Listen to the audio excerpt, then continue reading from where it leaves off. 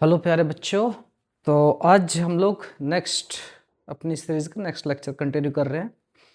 आज का टॉपिक है वेइंग मशीन और आपका स्प्रिंग बैलेंस। तो अगर कोई हमसे पूछे कि वेइंग मशीन करती क्या है, तो सबसे पहले हमारा आंसर तुरंत छूटते ही रहेगा, sir weighing machine weight measure करती है। तो अगर आपका भी आंसर यही है तो आप लोग गलत हैं, ये भी आपका मिसकंसेप्शन है। समझते हैं वेइंग मशीन करती क्या है। फॉर एग्जाम्पल अगर मैं मान के चलूँ कि ये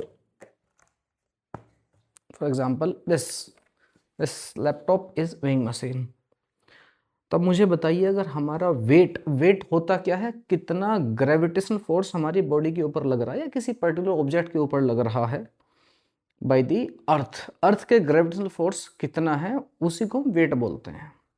तो मैं मान लो अगर ये वेइंग मशीन है और मैं एक बोतल, let's say this is a sanitiser, मैं इस बोतल का वेट मेजर करना चाह रहा हूँ, मैंने इसके ऊपर रख दिया, वेट आ गया। Let's say for example this is of 100 gram, let's say, तो इसके ऊपर जो फोर्स लग रहा है वो 100 ग्राम है because of gravitational pull of earth.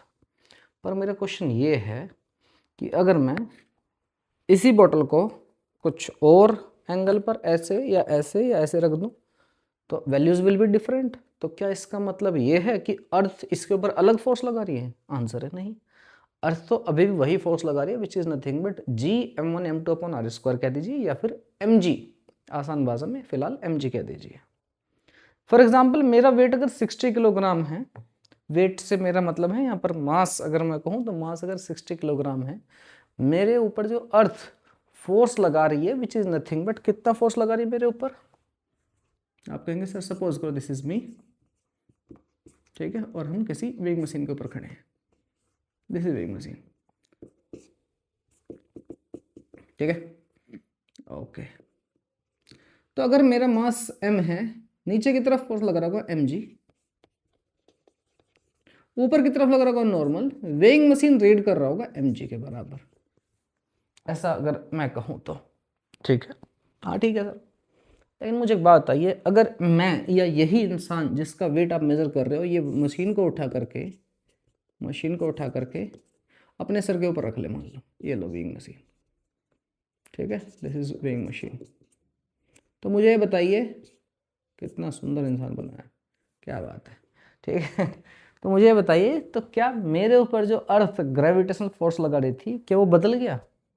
Answer है नहीं सर, अभी भी इतना लगा रहा है, लेकिन वेइंग मशीन की रीडिंग बदल गई है। तो यहां से ये समझ में आता है कि वेइंग मशीन वेट तो नहीं मेजर कर रही है। हाँ, वेट मेजर करने के लिए स्पेसिफिक कंडीशन का हम इस्तेमाल करें तो वहां पर वो वेट मेजर करेगी, but it will not always measure the weight. तो फिर क्या करती है सर ये?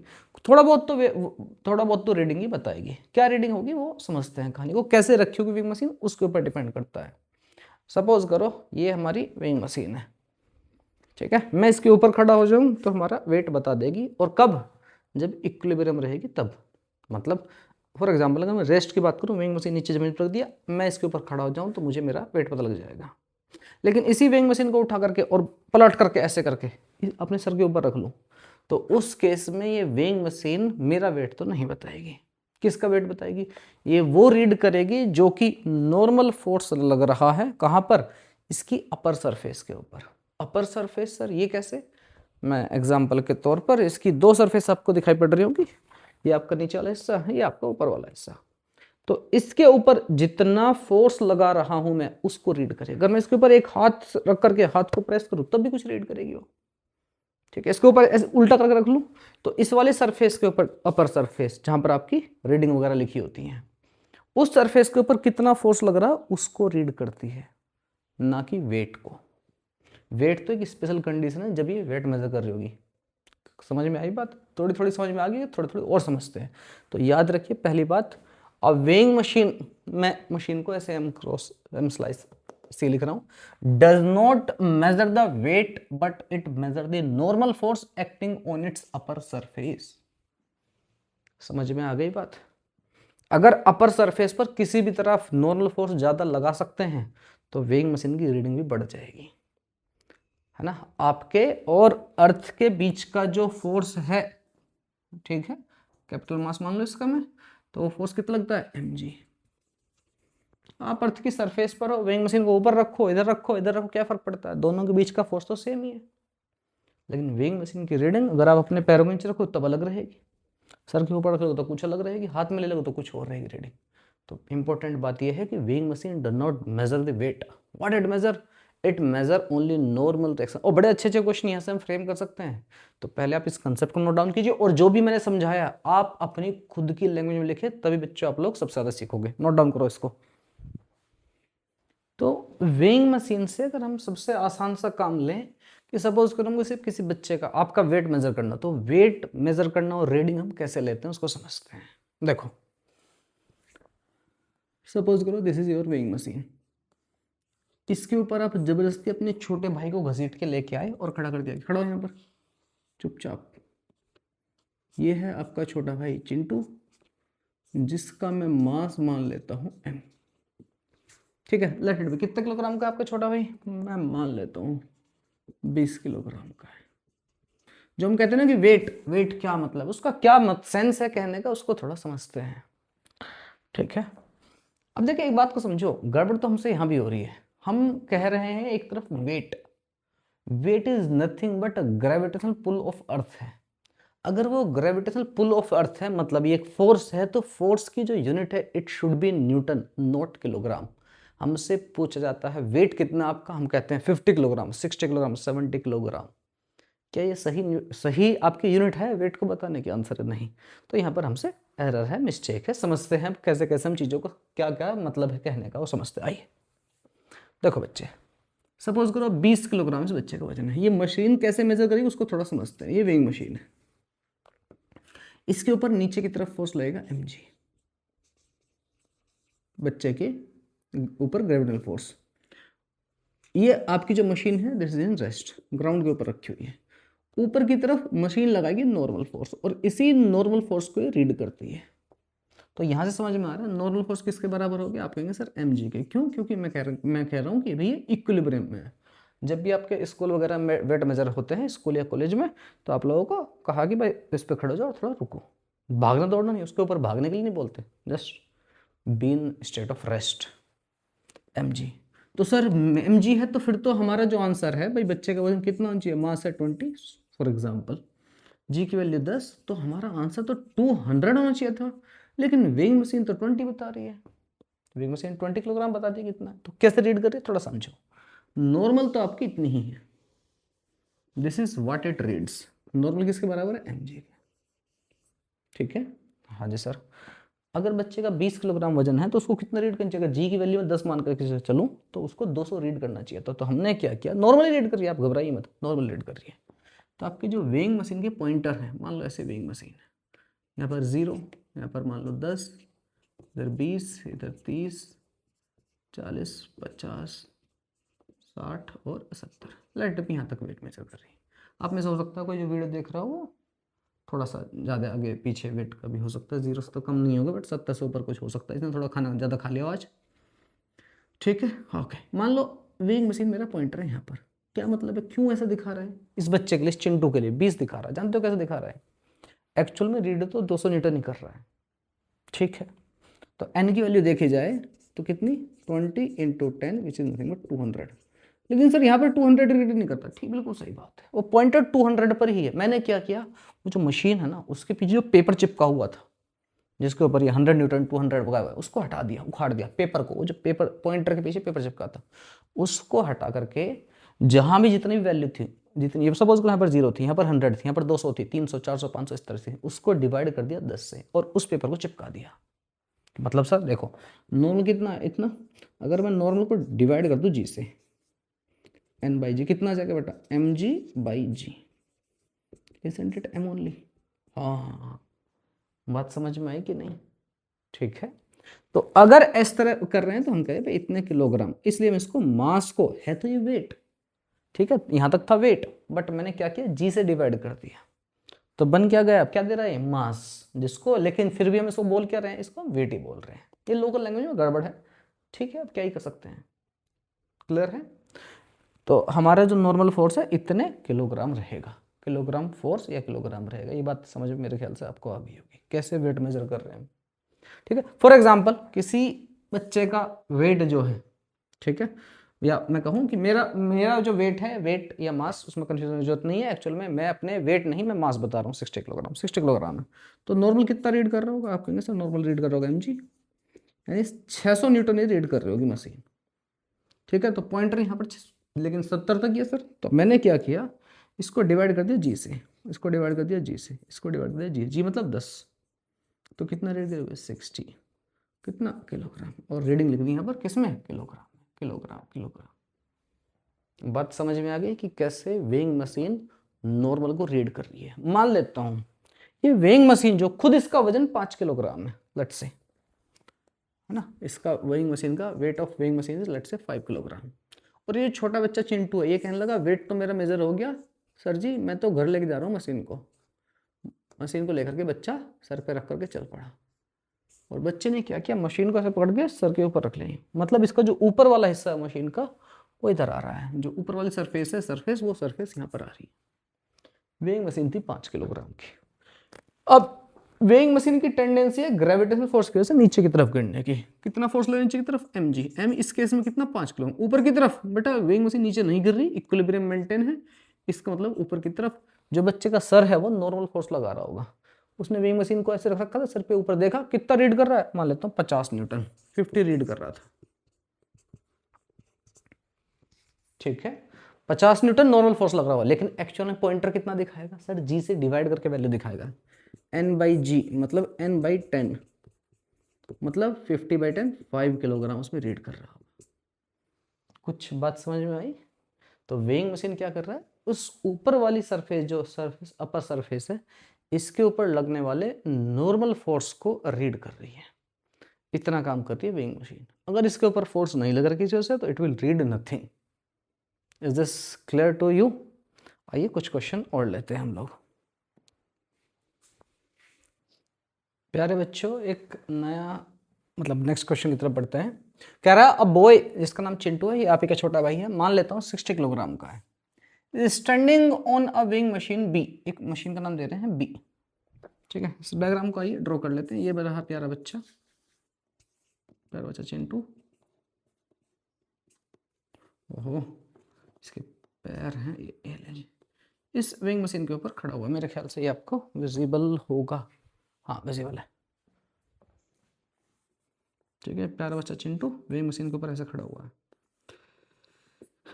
इसके सर के ऊपर आपने कहा कि अच्छा अकेला खड़ा है वेइंग मशीन के ऊपर, ये ले एक और वेइंग मशीन इसके सर के ऊपर। इस मशीन, नीचे वाली मशीन का नाम है मान लेता हूँ बी, और इसके सर के ऊपर इस मशीन का नाम मान लेता हूँ ए। दोनों आइडेंटिकल है वेइंग मशीन, दोनों का 5-5 किलोग्राम वजन है। और इस वेइंग मशीन के ऊपर भी एक और वजन रखा हुआ है।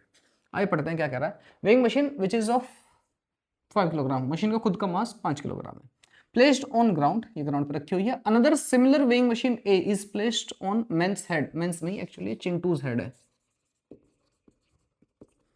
ठीक है। चिंटू के सर के ऊपर आपने एक और वेइंग मशीन रख दी है। A block of mass 50 kilogram, 50 kilogram का ब्लॉक है, is put on machine A. Machine A के ऊपर, चिंटू के सर के ऊपर मशीन के ऊपर 50 किलोग्राम का वजन, ये 50 किलोग्राम है। ये आपकी मशीन 5 किलोग्राम है। चिंटू खुद 60 किलोग्राम का है। ये मशीन आपकी 5 किलोग्राम की है। कैलकुलेट करना रीडिंग ऑफ बोथ मशीन, जी की वैल्यू 10 मीटर पर सेकंड स्क्वायर गिवन है, ठीक है। आइए समझते हैं। हम ये बात अब जानते हैं कि भाई हमारी जो वेइंग मशीन है वो वेट नहीं मेजर कर रही, नॉर्मल डायरेक्शन में मेजर कर रही है, जो कि उसकी अपर सरफेस के ऊपर है। सारी चीजें इक्विलिब्रियम में है। नॉर्मल डायरेक्शन निकाल सकते हैं, अगर वो निकाल लें तो आंसर है। अच्छा एक चीज और ध्यान रखनी है, वेइंग मशीन के जो आंसर हैं, जो आपके क्वेश्चन आपको एग्जाम में दिए जाएंगे, JEE Mains, NEET, JEE advance में, sometimes they give answer in the form of kilogram. उस केस में आपको जी से डिवाइड करना है। अगर आपकी वेइंग मशीन की रीडिंग अगर आपको न्यूटन में दे रखी है, तो फिर आपको केवल नॉर्मल डायरेक्शन ही फाइंड करना, उसी के टर्म्स में आपको आंसर दे देने हैं, उसको जी से डिवाइड नहीं करना। Be careful about the units, के यूनिट क्या दे रखी है। आइए, अगर ये इक्विलिब्रियम में है तो जरा पहले इस वाली ऊपर वाली मशीन की बात करो। ये कौन कौन से ऊपर वाली सरफेस किस किस को मैनेज कर रही होगी, क्या इसकी ऊपर वाली सरफेस? तो आप कहेंगे सर ये जो मेजर कर रही होगी, सर यहाँ से नॉर्मल रहेगा। हाँ, हमें तो केवल ऊपर ऊपरी सरफेस पर जो नॉर्मल है वो देखना, नीचे वाला नहीं, ठीक है। तो कितना रीड करेगा थोड़ा सोचें। आप कहेंगे ऊपर वाली सरफेस, हाँ जी, ये जो ऊपर वाला मास है नीचे की तरफ mg फोर्स लग रहा होगा, नीचे की तरफ mg, उस मास के ऊपर की तरफ लगा रहा होगा नॉर्मल, दैट्स इट। ये वाली जो ऊपर वाला सरफेस है और कुछ नहीं लगा रही है। क्लियर है? तो जो आपकी रीडिंग रहेगी फर्स्ट वाली मशीन की वो कितनी रहने वाली है? हाँ जी, कितनी रहने वाली है? आपकी रहेगी 500। क्लियर है बात सबको? हाँ कि ना, नॉर्मल ऊपर की तरफ, यानी कि इसका नाम मैं सपोज करो पहले वाली मशीन का जो आपका नॉर्मल है रीडिंग, उसको N1 बोल देता हूँ। N1 will equal to mg, mass कितना 50, g की वैल्यू 10 है, 500 न्यूटन। अगर न्यूटन में आंसर दे रखा तो ये रहा, और अगर रीडिंग पूछेगी, रीडिंग क्या है, किलोग्राम में आंसर हो, तो उस केस में N1 डिवाइड बाई जी की वैल्यू बेटा 10, 500 divide by 10 which is 50 kilogram रहेगी। अगर आपका आंसर किलोग्राम में तो आपको ये आंसर देना है, न्यूटन में दे रखा तो आपको ये आंसर देना है। क्लियर? ओके, जनरली किलोग्राम में रहना चाहिए, है ना। प्रैक्टिकली तो हमारी वेइंग मशीन किलोग्राम में दिखाती है। क्लियर? आइए जरा दूसरी मशीन के ऊपर आइए। यहाँ पर देखो, आप जानते हो कि भाई इसके ऊपर नॉर्मल यहाँ पर रहेगा, एक्शन रिएक्शन पे इसके सर के ऊपर भी रहेंगे। आप चाहो तो इसको पूरे सिस्टम की तरह ट्रीट कर सकते हो। अगर पूरे सिस्टम की तरह ट्रीट करोगे तो बेटा ये जो नॉर्मल है जो इस बच्चे के सर के ऊपर लग रहा है, इसका जो सर है ऊपर की तरफ भी लगा रहा होगा, they will behave like a internal forces. आप इस पूरे को सिस्टम मान लो, बच्चे को इंक्लूड करके कितना हो गया 50 + 5 कितना हो जाएगा वजन? अगर एक ही सिस्टम मान लो, मैं एक ही ऑब्जेक्ट है, 50 + 5 प्लस बच्चे का मास 60। क्लियर है? 6×5 = 11, दिस विल बी कितना 110 और ये 115 आपका मास हो जाएगा, टोटल मास पूरे सिस्टम का जितना मैंने इस डॉटेड बॉक्स के अंदर बंद किया है। ठीक है, इतना मास हो जाएगा। तो रीडिंग कितनी आएगी, यानी कि नॉर्मल 2। इसी मास को काउंटर करने के लिए ये लगा रहा होगा normal N2। So value of N2 will be, N2 कितने बराबर mg को, m कितना इस बार सर इतना 115 × g। अगर आपका आंसर आपका न्यूटन को दे रखा हो तो आपका आंसर होगा 115, g की वैल्यू आपके 10, 1150 न्यूटन। अगर आपका आंसर दे रखा हो किलोग्राम में, then answer will be N2 divide by g which is nothing but 115 kilogram. बात समझ में आ गई? मेरे ख्याल से बात समझ। अच्छा, एक क्वेश्चन अगर आपसे मैं पूछूं, अगर ये बच्चा वेइंग मशीन को, जो ऊपर वाली मशीन है, उसको पलट करके उल्टे रख लेता, तब कितना रीड करता? ठीक है, आइए इस पार्ट को भी करके देखते हैं। मैं यहां पर एक और पार्ट ऐड कर देता हूं। क्वेश्चन आप समझ गए ना? इफ चिंटू प्लेस्ड, कौन सी मशीन है? मशीन ए इन्वर्टेड, बाकी सारी सिचुएशन जैसी थी वैसे की वैसी, अब कितना रीड करता आइए देखते हैं। तो बेटा जो वेइंग मशीन है उसकी ऊपर वाली सरफेस चल जाती है उसके सर के ऊपर, मतलब अभी ऊपर जो दिख रहे हैं ऊपर वाली सरफेस, वो ऊपर नहीं देती, वो हो जाती है एक्चुअली नीचे। ये वाली सरफेस आपकी नॉर्मल रीड कर रही होती, यहाँ पर आपको नॉर्मल देखना होता। ठीक है, तो जरा समझते हैं यहाँ पर नॉर्मल कितना लग रहा था। चिंटू का जो सर है है ना, वो कितना नॉर्मल फोर्स लगा रहा था इस पूरे सिस्टम। इसको मैं एक सिस्टम की तरह ट्रीट कर लूँ, इज दैट ओके? आप कहेंगे हाँ कर लीजिए सर। कितना? 50 + 5 55 किलोग्राम, 55 किलोग्राम। 55 किलोग्राम फोर्स लग रहा है नीचे की तरफ। चिंटू का सर ऊपर की तरफ फोर्स कितना लग रहा होगा सर? नॉर्मल। यही normal, there is to every action there is equal and opposite direction. यही नॉर्मल वेइंग मशीन का जो ये वाला हिस्सा है वो लगा रहा होगा चिंटू के सर के ऊपर। तो नॉर्मल कितना रीड कर रहा होगा इस केस में? आप कहेंगे सर mg के बारे, लेकिन मास आपका 50 नहीं है, कितना हो जाएगा मास? 50 + 5 × g। तो अगर अगेन न्यूटन में आंसर हो तो 50 + 5 55, that answer will be 50 newton. अगर आपका मास किलोग्राम में हो तो then it will be g से डिवाइड हो जाएगा, दैट विल बी 55 किलोग्राम। तो अब आपको समझ में आ गया कि weighing machine do not measure weight. अगर वेट मेजर कर रहे हो तो 50 किलोग्राम को 50 किलोग्राम ही बताती, चेंज नहीं करती। और ये 50 किलोग्राम अभी कितना प्लेट बदल दिया इसने, 55 बता दिया। बात समझ में आ गई कि नहीं आई? मेरे ख्याल से बात समझ में आ गई है, नोट डाउन कीजिए इसको। आइए कुछ सिचुएशन डिस्कस करते हैं, क्योंकि बच्चों को बड़ी घबराहट होती है इस तरह क्वेश्चन से कि जबकि वेइंग मशीन एलिवेटर या लिफ्ट के अंदर प्लेस कर दें तो रीडिंग कितनी होगी। देखिए कई सारे केस हो सकते हैं, सबको समझते हैं। सपोज करो ये हमारी लिफ्ट या एलिवेटर है, ये केबल से कनेक्टेड रहेगी ऊपर, और यहाँ पर आपने वेइंग मशीन प्लेस कर दी है। इसके ऊपर आपका वही छोटा भाई चिंटू, जबरदस्ती आपने उसको बैठा दिया कि बैठ इसके अंदर, और लिफ्ट आपकी मूव कर सकती है ऊपर या नीचे कैसे भी। देखो सिचुएशन क्या क्या हो सकती है, मैं कई सारी सिचुएशन ले रहा हूँ। पहली सिचुएशन, अगर लिफ्ट आपकी रेस्ट में है,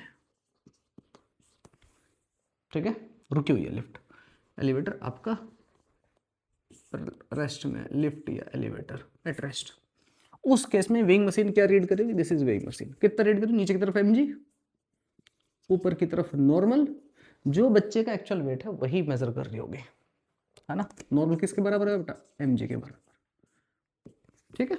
मैंने वो सब बता दिया आपको। अगर आपका आंसर न्यूटन में दे रखा मतलब आपको नॉर्मल वैल्यू, नॉर्मल ही आपका बता रहा है वो, और किलोग्राम में दे रखा तो जी से वैल्यू, जी से आपको डिवाइड करके आंसर देने अपने। दूसरी सिचुएशन, लिफ्ट आपके ऊपर चल रही है, moving upward with constant velocity या यूनिफॉर्म वेलोसिटी या यूनिफॉर्म मोशन, ठीक है। कोई कांस्टेंट वेलोसिटी से मान लेता हूँ, वी लिख दूं, मेरे ख्याल से आप समझ जाओगे। और किधर जा रही है? ऊपर की तरफ, अपवर्ड, अपवर्ड, ठीक है। इस केस में क्या होगा? Constant velocity. आपको याद है जब मैंने आपको इक्विलिब्रियम बताया था, इक्विलिब्रियम क्या होता था कि सर आपका नेट फोर्स जीरो होगा, नेट फोर्स जीरो मतलब एक्सेलरेशन जीरो होगा। एक्सेलरेशन जीरो होने का मतलब या तो ऑब्जेक्ट रेस्ट में या फिर ऑब्जेक्ट यूनिफॉर्म मोशन में। यूनिफॉर्म मोशन का मतलब वेलोसिटी आपकी कांस्टेंट है। तो इजंट इट वही सिचुएशन, अभी भी इक्विलिब्रियम में नेट फोर्स अभी भी आपके जीरो ही हैं। अगर अब मैं इसका एबिलिटी बनाऊं तो कैसा रहेगा सर? नीचे की तरफ mg, ऊपर की तरफ नॉर्मल ही रहेगा और कुछ नहीं रहेगा, कांस्टेंट वेलोसिटी है। This is the situation of dynamic equilibrium. याद करो मैंने आपको पहले पढ़ाया है। तो अभी भी कितना रीड कर रहा होगा? आपका mg, जितना बच्चे का वजन है वही रीड कर रहा होगा, ठीक है। इसी तरह अगर लिफ्ट आपकी नीचे की तरफ भी जा रही होती, कांस्टेंट वेलोसिटी होती, तो भी सेम ही होता, चाहे अप होती चाहे आपका डाउन होती, अगर वेलोसिटी आपकी कांस्टेंट है, यूनिफॉर्म मोशन वेलोसिटी कांस्टेंट है, ठीक है। आइए आगे बढ़ते हैं। तीसरी सिचुएशन, अगर आपकी लिफ्ट ऊपर की तरफ जा रही है और एक्सेलरेशन है, उसका एक्सेलरेशन है किधर? ऊपर की तरफ, अपवर्ड, ठीक है। नेट एक्सेलरेशन ऊपर की तरफ है, मान लो लिफ्ट रेस्ट में तो ऊपर की तरफ जा रही है। देखिए एक बात याद रखिए आप लोग, एक काइनेमेटिक्स में हम लोगों ने ये बात पढ़ी है, हम सब जानते हैं इस बात को कि एक्सेलरेशन और डिस्प्लेसमेंट हमारे डायरेक्शन ऑफ मोशन को नहीं बताते। जरूरी नहीं कि अगर एक्सेलरेशन ऊपर की तरफ तो लिफ्ट ऊपर ही जा रही है, ऐसा कंपल्सन नहीं है। अगर लिफ्ट नीचे की तरफ गिर रही है, मोशन उसका नीचे की तरफ है, लेकिन उसकी स्पीड घटती जा रही है, तो भी एक्सेलरेशन ऊपर की तरफ होगा। छोटी छोटी बातें आपको पता होनी चाहिए बच्चों। इसी तरह से अगर लिफ्ट ऊपर की तरफ मूव कर रही है लेकिन उसकी स्पीड घटती जा रही है, तो एक्सेलरेशन नीचे की तरफ होगा। फॉर एग्जांपल, अगर मैं एक ऑब्जेक्ट को ऊपर की तरफ उछालता हूं, इस मार्कर को, डायरेक्शन इसकी ऊपर की तरफ है, वेलोसिटी ऊपर है, लेकिन एक्सेलरेशन ड्यू टू ग्रेविटी नीचे की तरफ है। तो आप ना इन चीजों में कंफ्यूज नहीं ना, you should have a very much clarity about these concepts. Okay, lift मैं कह रहा हूं ऊपर की तरफ ही मान ले, मतलब कुल मिलाकर के एक्सेलरेशन मेरा ऊपर की तरफ है, डायरेक्शन मोशन चाहे जिधर हो, ठीक। तो सिचुएशन कुछ ऐसी, अगर इस बच्चे का मैं एफबीडी बनाऊं, ये विंग मशीन है, नीचे की तरफ सर mg, नॉर्मल होगा ऊपर की तरफ, दो फोर्सेस इसके ऊपर, कौन कौन से सर? नीचे की तरफ mg, ऊपर की तरफ नॉर्मल। सूडो फोर्स की बात मैं नहीं कर रहा हूं, बावजूद इन दोनों के it have net acceleration upward. तो अगर मुझे कोई आपकी इसकी इक्वेशन लिखने के लिए बोले तो मैं कह सकता हूं n minus mg equal to m, बोल सेकंड लो, net force equal to m लिखा रहा हूं मैं। हाँ जी सर बिल्कुल बोल दीजिए। अब नॉर्मल कितना होगा? आप कहेंगे that will be equal to mg plus a, ठीक है। इतना होगा नॉर्मल, मतलब आपका जो विंग मशीन है जितना एक्चुअल वेट है उससे ज़्यादा बता रही होगी। कितना बता रही है? m इंटू जी प्लस ए। होना बताना कितना चाहिए था? mg के बराबर। अगर मैं न्यूटन से बात कर रहा हूँ, किलोग्राम में अगर बात कर रहा हूँ, बताना कितना चाहिए था? mg डिवाइड बाई जी मतलब m, लेकिन अब कितना बता रहा होगा? n बाई जी। अगर वो किलोग्राम में रीड कर रही है तो कितना बता रहा होगा? जी से डिवाइड कर दीजिए, m into ji plus a by g, इतना बता रहा होगा। एग्जाम्पल के तौर पर अगर मान लो बच्चे का वजन 60 किलोग्राम था, और मैं छोटा सा एग्जाम्पल है, एक्सेलरेशन आपका मान लेता हूँ 2 था, 2 मीटर पर सेकंड स्क्वायर, ऊपर की तरफ एक्सेलरेशन था। तो जानते हो कितना रीड कर रही होगी अभी? वेट कितना था? आना कितना चाहिए था सर? 60 किलोग्राम। छोटे भाई का वजन काफी भारी छोटा भाई है आपका, ठीक है। तो कितना आना चाहिए था? 60 into ji plus A, 10 plus 2 divide by आपका 10, 12 छंग 72, 72 किलोग्राम आपका रीड कर रहा होगा। उसी बच्चे का वजन जो कि एक्चुअल में रीड कितना करनी चाहिए जब रेस्ट में था, जो कि 60 किलोग्राम का रीड, अब कितना? 72 किलोग्राम रीड कर रहा होगा। बात समझ में आई? इसी तरह से अगर बॉडी आपकी एक्सेलरेट नीचे की तरफ हो रही होती, नीचे की तरफ अगर एक्सेलरेट हो रही होती, आप लोग इसको पॉज करके लिख लेना, मैं इसको कंप्लीट करा देता हूँ। छुट जा,